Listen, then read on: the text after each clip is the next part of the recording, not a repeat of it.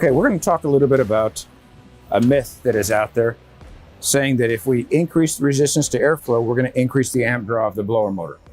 Right now, we've got this system set up so we're blowing nothing but blower. We're looking at the amp draw of the blower motor itself.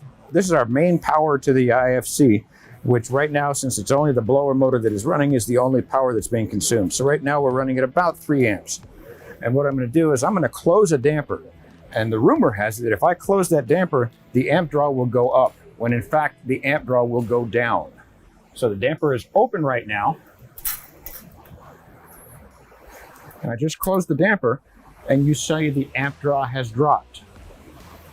Now, opening the damper, the amp draw is up to where it should be. Closing the damper, the amp draw has dropped. So that just basically dispels the rumor that by decreasing the airflow or increasing the resistance to airflow, that the amperage is going to increase. It's not.